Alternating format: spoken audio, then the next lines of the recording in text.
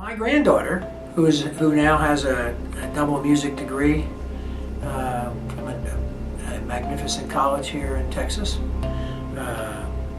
when she was in high school, she did a recital.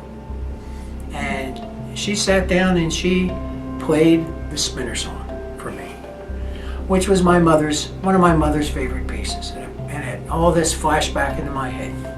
And all of a sudden I got this great motivation. Always wanted to, but that pushed me over the edge. And I had my very first piano lesson as a result of my granddaughter. Well, having more time now, we had the piano and I always stop and, kind of play a little bit and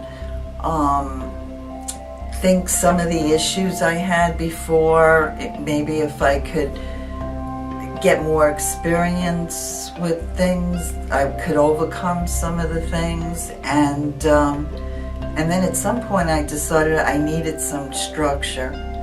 Just stopping by the piano and playing wasn't going to get me anywhere.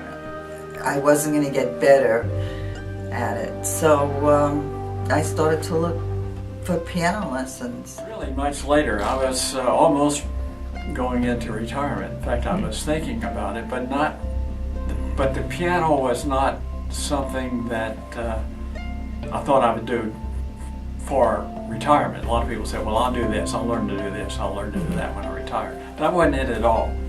I was thinking about maybe I would like to learn how to play the clarinet.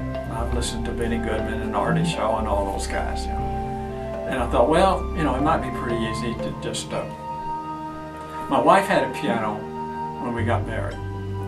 And it was always, in the room. And she would play, but not very much. And I thought, well, if I'm going to learn how to play the clarinet, I need to know how to read music. So here's the piano. And I said, Mary, I think I might want to learn how to read music. And she said, okay, let's go. At that very moment. And I said, go where? She said, we're going down to Ridgely Music Store, and they got books there for self-teaching piano for adults. So we went right then, right away. And then she started helping me. I really kind of liked it. Then finally, I kept asking her questions. She said, you need to take lessons. Like she didn't want to fool with me anymore.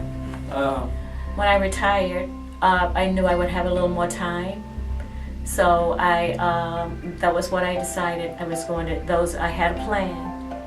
So my plan was the piano and the flute. So that's what I did. Started in 2009, and I've been doing that ever since. Well, through the years I've been afraid to go near a piano because one of the reasons I stopped playing was because my sister was so much better than me. She's a lot older than me, and I could only read music, and I thought that was inferior. And she could do both. She could read music and play by ear, and I couldn't really play by ear, so I just quit. And so through the years I've been afraid to even, I just was afraid that I had forgotten everything, and I was afraid to play in front of anyone. I was afraid that, it would sound like a first grader or something, because I'd forgotten everything. So finally, I got to a point in my life where I'm retired, and I thought, it's not too late. It's not too late. And so my husband gave me piano lessons for a Christmas present last Christmas, and it's been wonderful.